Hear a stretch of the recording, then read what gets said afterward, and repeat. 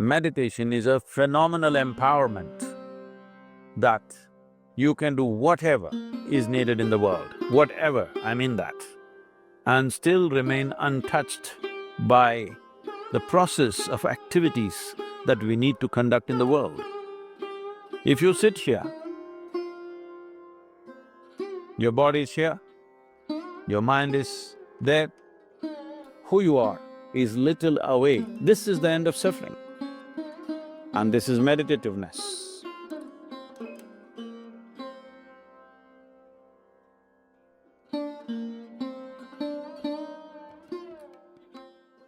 Namaskaram.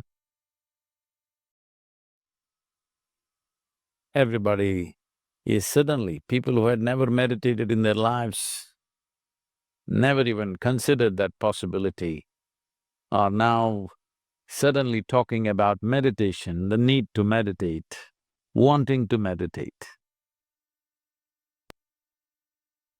Let us examine this meditation, what this is. First of all, what does the word meditation mean? The English word meditation doesn't really mean anything, in the sense, it doesn't say anything specific. If anybody sits normally with their eyes closed, it's assumed they must be meditating. One can sit with their eyes closed and do many things. You can do japa, tapa, dharana, dhyana, samadhi, shunya, samyama, or you might have just mastered the art of sleeping in vertical postures. So the word meditation in English language doesn't specify anything. Generally we assume, or generally people assume that meditation means dhyana. In Tamil Nadu it's dhyanam, if you go little north, it's dhyana. If you go really up north, it's dhyan. If you go further up, it becomes chan. If you go little more east, it becomes zen. Same thing. So, what is this dimension that we are trying to describe with this word meditation? One fundamental thing that we need to understand is, you cannot do meditation because meditation is a quality. A quality is a consequence of a certain process. You can initiate a process, you can conduct a process. You cannot conduct a quality.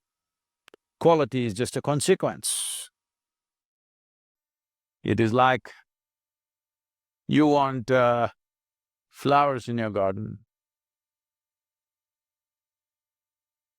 You don't sit there and do flower meditation. You know what happened to the flower people. If you want flowers in your garden, you don't have to think flowers.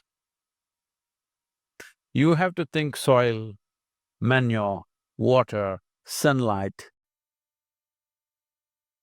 If you conduct this process of these ingredients properly, flower and fruit is a consequence. But today, the world has become so goal-oriented. Because they're so goal-oriented, they are not interested in the soil, definitely not interested in the manure and all the other things, but they want flowers and fruit. If you want flowers without soil, manure, water and sunlight, well, you will have to settle for plastic flowers.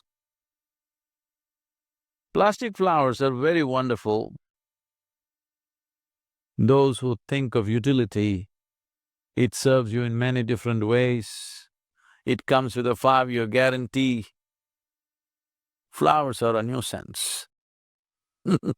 If you keep flowers in your house, you have to look at them at least 5 times in a day, what's happening, are they thriving well or not? But if you keep plastic flowers in your home, 5 years guaranteed, unlike your life. So essentially, the dimension and the process that you're referring to as meditation is very life-oriented. When I say life-oriented, today largely you're material-oriented or at the most mind-oriented, maybe emotion-oriented or physical body, which is a material again. Largely life has become like this. People's idea of life is, if someone says, my life, you're supposed to understand they're talking about their job. They're talking about the economic condition in the country or in the world, about their car, maybe about their dog, sometimes about their husbands or wives. It could be anything. But the only thing that's truly life is what is throbbing in this is life. The rest are arrangements that we have made, hoping that these arrangements will allow us to enhance our life. Whether it's education, career, relationships, marriage, children, wealth, whatever. All these things one is after only in the hope that it will enhance our life. As you know, most people, instead of enhancing their life, largely get entangled with these accessories. Accessories have become larger than the life process. Well, I think in a very cruel way, the virus is bringing focus on the life.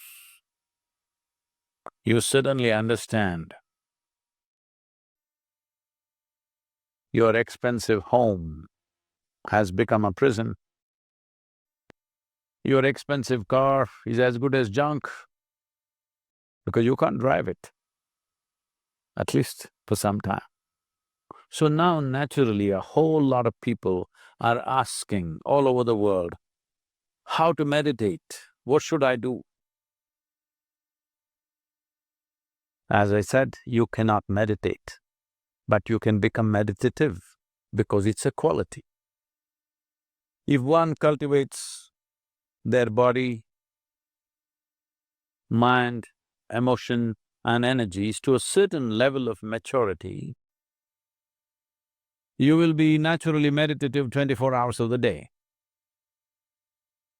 Meditation is not an impairment that if you're meditative, you have to close your eyes and be limited to one place.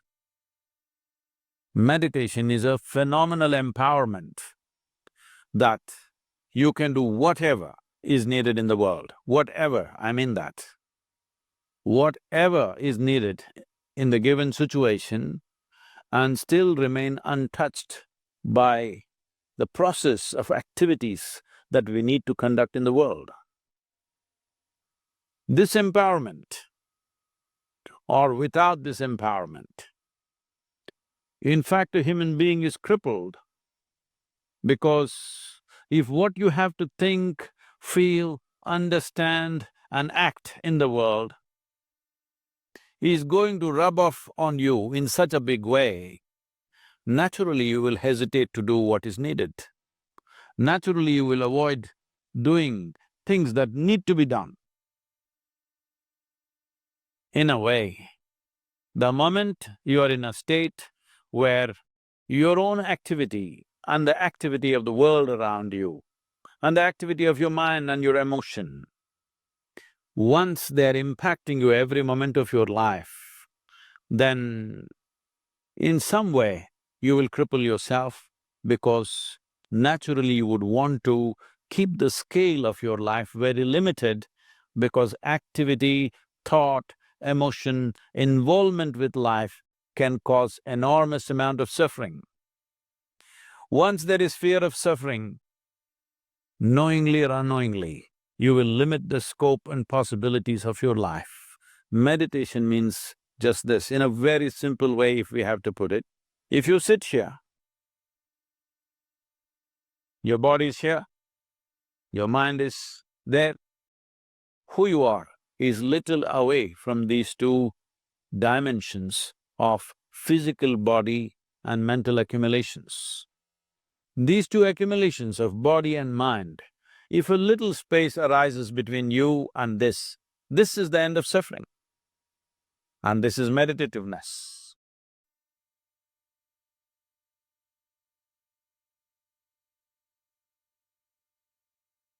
Isha Kriya is an extremely simple process, but a powerful tool.